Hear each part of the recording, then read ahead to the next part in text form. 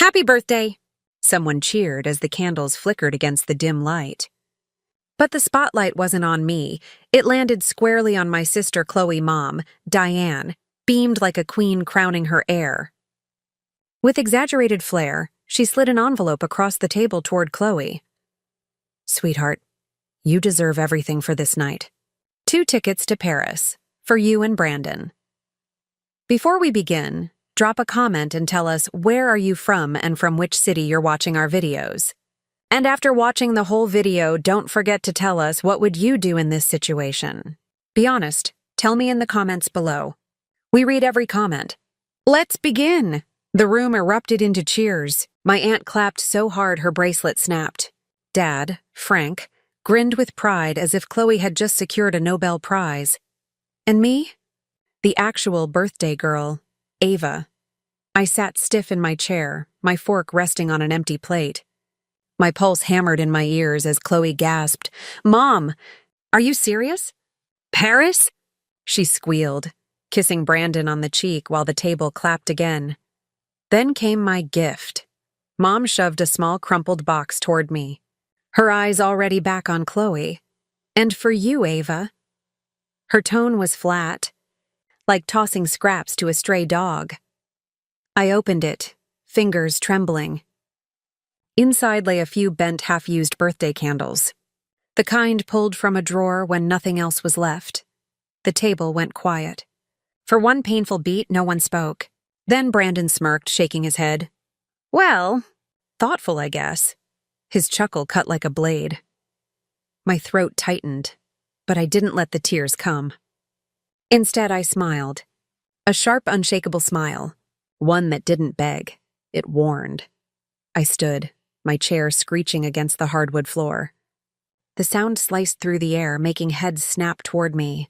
Chloe's smirk widened, expecting me to break, but before a word left my lips, a knock thundered against the front door. Heavy, commanding. The laughter evaporated. The Paris tickets trembled in Chloe's hand. The door creaked open. And in walked Lucas, my husband. His presence was so strong the room seemed to fold around him. Not with flowers or balloons, not with forced smiles, but with raw, unshakable power. "Ava," he said, voice low, steady, dangerous in its calm. "Ready?" Every head turned to me. My lips curved higher. "Yes," I whispered, and just like that, the air in the room collapsed into silence. Their cheers had died. Their confidence had withered, because this wasn't the end of a birthday. It was the beginning of a reckoning. No one moved. The room that had been roaring with laughter minutes ago now sat in a stunned hush. Lucas shut the door behind him, slow and deliberate, his eyes sweeping across the table. Brandon shifted uncomfortably beside Chloe, but it was my mother's expression, Diane's smug smile draining from her face, that almost made me laugh. "Ava," Lucas said again, his voice cutting through the silence like steel. "We should go. We're already expected." My father, Frank, cleared his throat, forcing a laugh. "Expected? What does that mean?" "Sit down, son. We're celebrating Chloe tonight." Lucas's gaze flicked to him, calm but sharp enough to slice. "Funny. Last I checked, today belonged to Ava. Yet I walked into a circus where the birthday girl was humiliated in front of her own family." Chloe rolled her eyes, twirling a strand of her hair. "Oh, please. Ava's fine. She always overreacts. Besides, Paris makes sense for me. I'm the one getting married." Her tone dripped with superiority, and Brandon smirked like he'd already pocketed the plane tickets. But Lucas stepped closer, each stride measured. His presence made the walls feel smaller, the air heavier. He rested his hand lightly on my shoulder, not for show but to anchor me. "You think humiliating my wife with leftover candles while handing out Paris trips is acceptable?" he asked, his tone quiet, deadly even in its softness.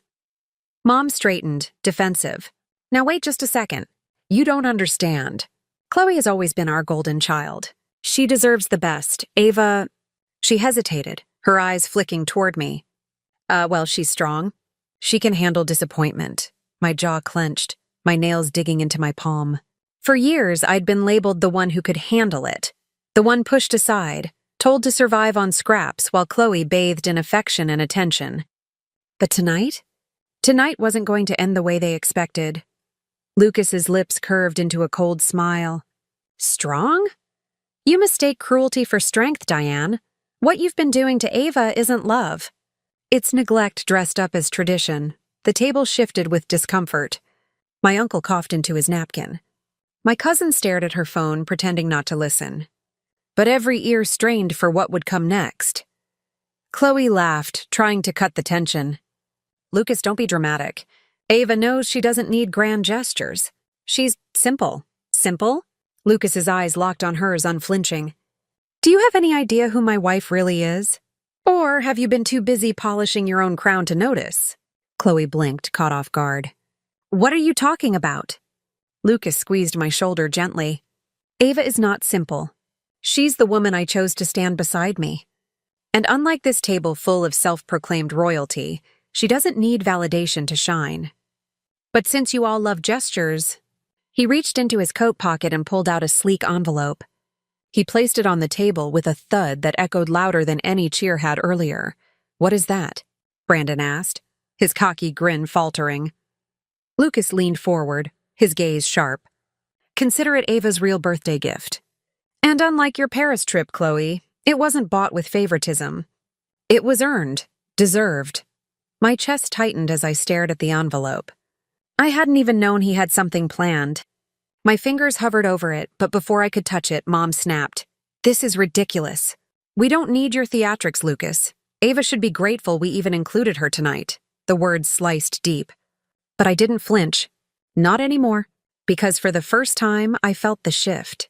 Their control over me cracking, their confidence slipping. Lucas straightened, his jaw tight. No, you should be grateful Ava even still walks into this house after everything. But after tonight, he paused, his eyes scanning the table, letting the weight of his words settle. Things are going to change. A hush swept through the room again. Chloe fidgeted with the Paris envelope, her smile slipping into unease. Brandon's hand twitched nervously against his glass. Change how? Dad asked, his voice lower now, uncertain. Lucas glanced at me, and for the first time that night, my smile wasn't forced. It was real. That's for Ava to decide, Lucas said firmly. She's done playing second place in her own life. Every face turned toward me. The same faces that had watched me swallow years of insults and favoritism. The same faces that expected me to sit quietly with my box of discarded candles. But I didn't sit anymore. I lifted the envelope Lucas had placed before me, my hand steady. Mom, Dad, Chloe. My voice was calm, but every syllable struck like a drumbeat. You've underestimated me for the last time, and as I slid the envelope open, the air grew heavier. Everyone leaned forward, waiting, though none of them were ready for what was coming. The envelope felt heavy in my hands, heavier than paper had any right to be. Everyone's eyes drilled into me, waiting for me to falter, waiting for me to fold like I always did. But not this time. I tore it open with one swift motion. A set of glossy documents slid out, crisp under the dining room lights. I read the bold header once, my stomach flipping, but instead of fear, something stronger burned in me. Vindication. Chloe leaned forward, impatience dripping from her voice. Well, what is it? Some cutesy card? Maybe dinner reservations?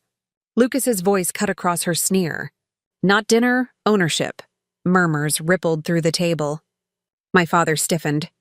My mother's fork clattered onto her plate. Chloe's laugh was sharp, nervous. Ownership of what? I laid the papers flat on the table, letting the words speak for themselves. The Mitchell family house. The company Dad runs. The lake cabin. Every major asset you thought you controlled. I glanced at Lucas, my voice firm. Transferred. To me. Chloe's face blanched, then flushed crimson. No, that's impossible. Dad would never... Lucas interrupted, calm but merciless. He already did. He signed those documents last month, Ava, with my firm's oversight. He may not have realized it, but the papers he signed gave Ava controlling authority. Dad's chair scraped against the floor as he shot up, his voice booming. You tricked me. Lucas's eyes met his, steady as stone. No, you were careless. You signed without reading. Because you assumed Ava would always remain silent, that she'd never have the strength to challenge you. That assumption ends tonight. My mother's face twisted. This is outrageous. Ava doesn't know the first thing about handling responsibility. She's too soft, too naive. I met her glare head-on, my voice cold and even. Soft doesn't mean weak, Mom. And naive? I laughed bitterly. That's what you told yourself every time you used me as a dumping ground for your cruelty. But here I stand, holding everything you never thought I'd have. The room buzzed with unease. Aunts and cousins shifted in their seats. Brandon rubbed Chloe's arm, whispering something meant to soothe her, but she shoved him away, her composure unraveling. This is insane, Chloe spat, her voice trembling. You don't deserve any of this, Ava. I've always been the one who what? I snapped, cutting her off. My voice rose, trembling with years of buried pain. The one who got the trips? The dresses? The applause while I got scraps? Do you know what it feels like to blow out candles knowing they weren't even meant for you? To be handed leftovers on the day you're supposed to be celebrated? Chloe's mouth opened, then closed. For once, she had no quick retort. Lucas stepped closer to me, his hand firm at my back, grounding me. Ava isn't the shadow you all made her believe she was. She's the rightful owner now, and you'll treat her with the respect she's always deserved. Frank's voice cracked like thunder. I built this family. I built that company. Yes, I said softly, but my words cut sharper than his shout. And you destroyed me in the process. But what you built now belongs to me. That's the consequence of treating your daughter like she doesn't matter. The weight of my words sank into the room. My mother pushed back from the table, standing tall as if she could tower over the truth. This won't stand. You think you've won, Ava, but you'll crumble. Just watch. Paris will be Chloe's stage, and you'll fade into the background as always. I stepped forward, my voice steady but filled with fire. No, Mom, Paris is just a trip. Paper and tickets. What I hold in my hand is power, stability, and proof that I'm more than the shadows you shoved me into. And I won't fade, not ever again. For a long moment, no one spoke. The silence was deafening, thicker than smoke. Then Lucas broke it, his tone deliberate. This family dinner is over. Ava isn't here to beg for scraps anymore. She's here to claim what's hers. And you'll respect that, or be left behind. The impact of his words hit like a storm. Brandon glanced at Chloe, his confidence crumbling. My father's shoulders sagged under the weight of his own mistake. My mother's lips tightened, rage simmering but powerless. And me? For the first time in years, I felt my spine straighten, my heart steady. I wasn't a guest at my own birthday anymore. I wasn't a background character in Chloe's endless spotlight. I was Ava Mitchell, and the room that once silenced me now belonged to me. But as I looked around the table, I knew this was only the beginning, because power, once revealed, doesn't just change family dinners. It changes everything. The documents still lay across the table like a loaded weapon. No one touched them, but no one could look away. Chloe's Paris tickets trembled in her manicured fingers, suddenly worthless compared to the reality in front of her. Those papers don't change who we are, Mom hissed, her voice brittle. We are the backbone of this family, Ava. You're just the mistake who got lucky with a clever husband. The words struck, but they no longer pierced. I looked her dead in the eye, my voice steel. No, Mom, I'm the daughter who finally stopped letting you break her. Lucas stood tall at my side, his expression unreadable but fierce. You can either accept the change or choke on your pride. Your choice. Dad slammed his fist against the table, making the glasses rattle. I won't be dictated to in my own house. You already signed it away. Lucas shot back, his tone sharp. Your arrogance handed Ava the keys. Your house is no longer yours, it's hers. The words hit like a gavel, final and unshakable. Dad's face went pale. Chloe's voice cracked into a shriek. This isn't fair. Everything was supposed to be mine. I've been groomed for it since I was a child. I turned toward her, the years of resentment boiling into words that had waited too long. That's the problem, Chloe. You've been groomed to take, not to build. Groomed to expect, not to earn. I was given nothing. And that made me stronger than you'll ever be. Brandon shifted uneasily beside her, his confidence unraveling. Chloe, maybe we should sit down. This is getting out of hand. She spun on him, eyes blazing. Don't you dare take her side. You're supposed to support me. But Brandon's silence said more than words. For the first time, Chloe realized even he wasn't willing to drown with her. Mom tried one last jab, her voice sharp with venom. You'll regret this, Ava. Power doesn't suit you. You'll fall apart, and when you do, we'll be here to pick up the pieces, like always. I stepped closer, my smile calm, confident. That's where you're wrong. I won't fall, because I've already lived through my worst nights and I survived without you. The only ones falling apart tonight are the ones who built their lives on underestimating me. The silence that followed was suffocating. No applause. No laughter. Just the weight of shattered pride hanging in the air. Lucas placed his arm lightly around my waist. Not possessive, but protective. We're leaving, he said firmly. Ava doesn't need this circus anymore. I looked at the candles they'd given me. Bent, half-burned, shoved into a box as if that's all I deserved. I picked them up and held them in my palm. You know, I said softly, my voice carrying through the room. Candles burn even when they're bent. Just like I did. But you'll never snuff me out again. I set them gently back down and turned toward the door. Lucas opened it for me, his hand steady, his presence unshakable. Together, we stepped out. Behind us, the room erupted, Mom's muffled curses, Chloe's frantic sobs, Dad's voice cracking under anger and regret. But none of it mattered anymore. For the first time, the noise couldn't reach me. Outside, the air was cool against my skin. The night sky stretched wide, endless. Lucas looked at me, his eyes softening. You handled that perfectly. I breathed deep, my chest lighter than it had ever been. For once I feel free, he smiled, brushing a strand of hair from my face. This is only the beginning, Ava. They tried to make you small, but tonight, you showed them who you really are. A car pulled up at the curb, sleek and polished, the kind that turned heads. Lucas opened the door for me, and as I slid inside, I caught one last glimpse through the dining room window. Faces pressed against the glass, pale and desperate. They'd thought my birthday was theirs to control. They thought humiliation would break me. But instead, it had revealed me. The daughter they ignored. The sister they mocked. The woman they underestimated. Now the one holding everything they thought they owned. As the car pulled away, Chloe's Paris tickets fluttered from her hand, forgotten. And in that moment, I knew. My story wasn't about revenge alone. It was about reclamation.